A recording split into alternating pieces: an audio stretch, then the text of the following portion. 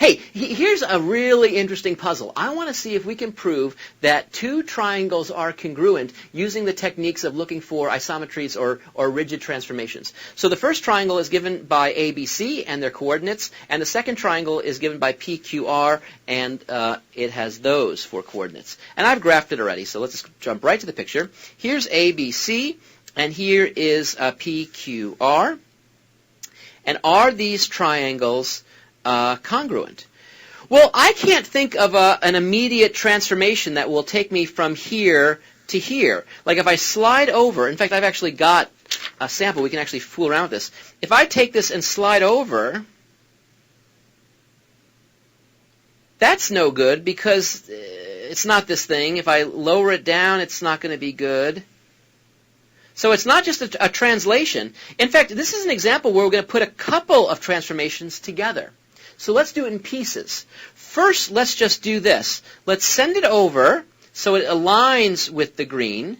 And you might say, hey, do a reflection. But I can't, because if I reflect, that's 2 units up, which means it'd be sent to 2 units down. So I first have to lower it once.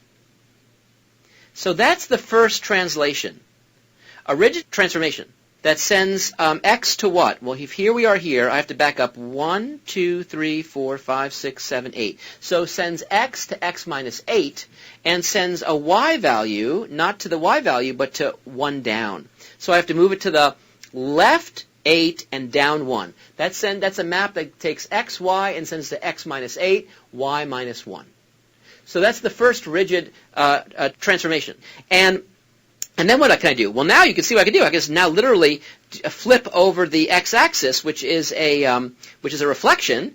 That's allowed. Whoop, boom, and then it matches up perfectly. It matches up perfectly, which is awesome. So that's going to take xy and send it to x comma negative y, because the y values will switch from positive to negative. So that actually proves that these two triangles are congruent. Why? Because I've showed a sequence of rigid transformations. First a translation, boom, boom, and then a reflection, boom, that puts them perfectly in correspondence. And so that's a proof. That is a cool proof. Neat. So we just proved that these two triangles are congruent.